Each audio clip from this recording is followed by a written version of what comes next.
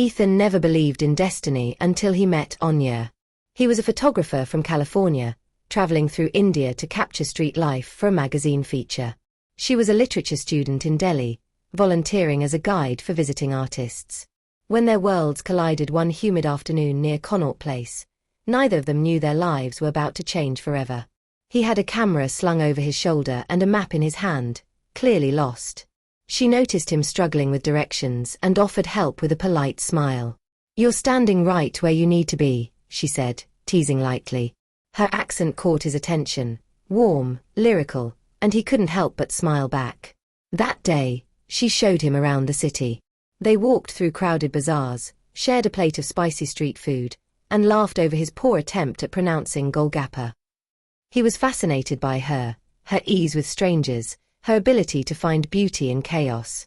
When she spoke about poetry, her eyes sparkled. Before parting, he asked if he could photograph her, not as a model, but as part of his Faces of Delhi project. She agreed, shyly. Later that evening, he looked at the photo on his camera, her smiling against a backdrop of marigolds, and felt something stir in his heart.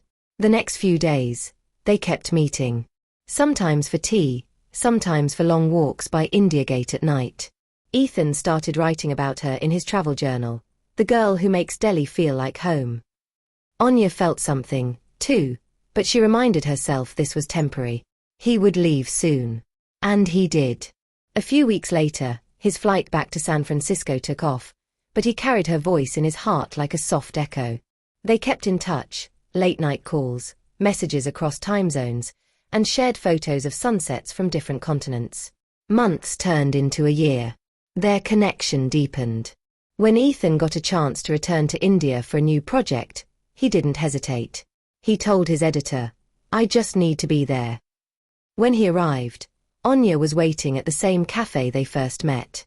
She wore a white kurta with tiny silver earrings, her hair loose, her eyes filled with disbelief and joy.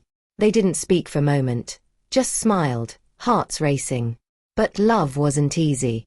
Her parents were traditional, and when she told them about Ethan, they were hesitant. "He's from another world," her father said. "Different values, different life." Anya felt torn between love and loyalty. Ethan didn't want to create conflict. He told her, if love is true, it doesn't need to rush. They decided to keep faith, to build slowly, even if from afar. For 2 years, they managed the distance, visiting each other when possible. He learned Hindi phrases. She practiced her English writing. They sent handwritten letters because texts felt too ordinary. Then came the pandemic. Flights stopped, borders closed. Months without seeing each other stretched painfully. Anya would sit on her balcony at night, staring at the moon, whispering, "He's seeing the same sky." Ethan would photograph sunsets and imagine her there beside him. After nearly 2 years, restrictions eased. Ethan applied for a long-term visa to India, deciding he wouldn't let another moment slip away. When he arrived again, she ran into his arms at the airport, tears streaming. "You really came back," she said breathlessly. He smiled through tears. "I never left, not really." Months later, their families met, cautious but curious. Ethan learned to greet her parents with folded hands and respect. Anya's father saw his sincerity, how he adapted to Indian customs, eating with his hands, learning small Hindi prayers. Slowly, the walls began to fall. One winter evening, under strings of fairy lights on her family's rooftop, Ethan took her hand. "Love doesn't belong to a place," he said softly. "It belongs to 2 hearts that choose each other." He pulled out a small ring from his pocket. "Anya, will you keep choosing me?"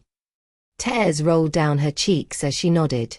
Her parents, standing nearby, smiled. Her father placed a hand on Ethan's shoulder and said, "You've crossed borders most people never dare." Their wedding was a blend of cultures, a fusion of traditions and hearts. Anya wore a red saree with gold embroidery. Ethan wore a cream sherwani with a garland of roses. The ceremony took place in Jaipur, surrounded by lanterns, laughter, and the hum of sitars. They took 7 vows around the fire, one for trust, one for patience, and one for eternal love. When they danced later that night, barefoot under the stars, he whispered in her ear, You're my favorite story I ever told.